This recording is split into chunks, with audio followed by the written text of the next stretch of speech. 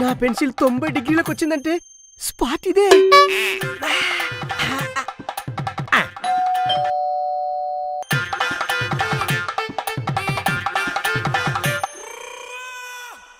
ఏం డాక్టర్ ఇలా వచ్చారు? ఎంతకి మాయిలు మీకెలా తెలుసు?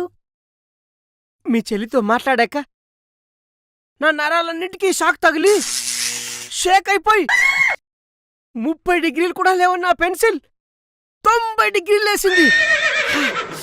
ఆ 90 డిగ్రీలు లేచిన పెన్సిల్ని ఎక్కడో ఒక చోట గీయాలని ఎంత ప్రయత్నించా కుదరట్లేదు. పిచ్చెక్కిపోతుంది. ఇలాగే ఉంటే ఆ లేచిన పెన్సిల్తో పిచ్చెక్కిపోయి ఎవరిని ఏం చేస్తానని భయంతో కష్టపడి మీ ఇల్లు ఎత్తుకుంటూ వచ్చాను. అమ్మో, నీలాంటి పెన్సిల్ వల్ల ఈ సమాజానికి చాలా ప్రమాదం. అదే కదా నా భయం. ఇన్నాళ్ళు గౌరవంగా బతికాను. చిన్నప్పటి నుంచి నా పెన్సిల్ నా కంట్రోల్లోనే ఉండేది.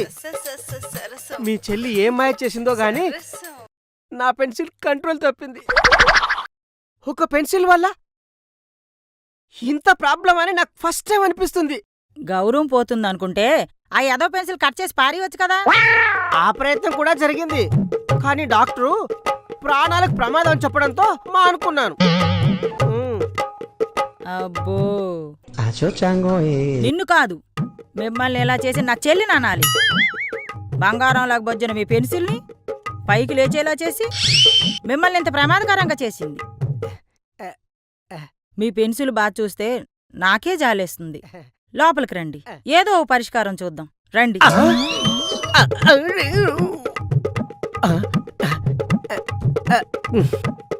కాఫీ టీ ఏమైనా తాగుతారా? ఇప్పుడు మీరు అమృతం ఇచ్చినా తాగను. అర్జెంటుగా మీ చెల్లిని పిలిపించండి.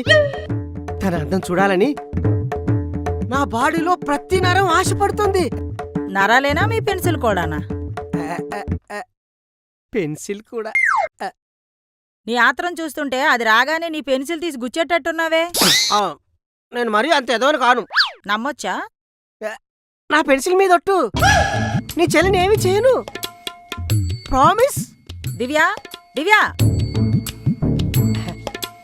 ఏంటక్క అంత గట్టిగా అరుస్తున్నావు? హాయ్ డాక్టర్, ఎలా ఉన్నారు? అస్సలు బాగలేను. నిన్ను చూడకముందు ప్రపంచమంతా డల్లుగా, మనుషులంతా దరిద్రంగా కనిపించేవాళ్ళు. నిన్ను చూశాక ప్రపంచమంతా కలర్ఫుల్గా, మనుషులంతా అందంగా కనిపిస్తున్నారు. This credits goes you only. చూసావా నా రేంజ్? నాకు కూడా నా పెన్సిల్ మీద పూర్తిగా నమ్మకం పోయి ఇది ఎప్పటికీ పనిచేయదు, నేను ఇంకా ఏ బొమ్మ వేయలేను అనుకున్నాను. కానీ నువ్వు వచ్చాక ఒక అద్భుతం జరిగింది. పని చేయడానికి పనికిరాని నా పెన్సిల్ 90 డిగ్రీలు పైకి లేచి ఎన్నెన్నో బొమ్మలు గీయాలని తహతహలాడిపోతుంది.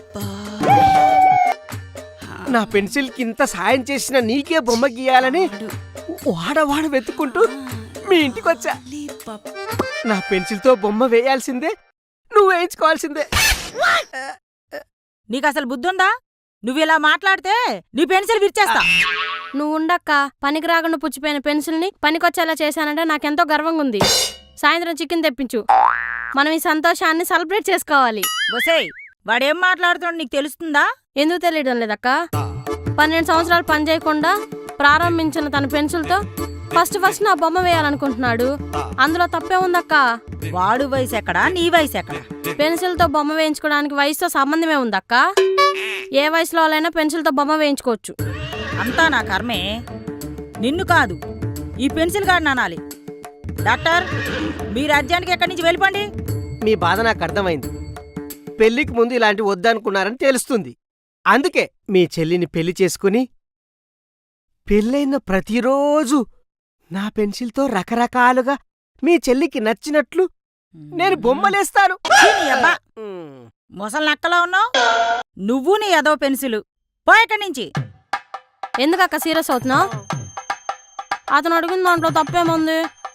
నాకు ఇతను గడిచి నచ్చే, ఇతను పెన్సిల్ కూడా నచ్చింది. నేను తనతో పెళ్లికి రెడీ.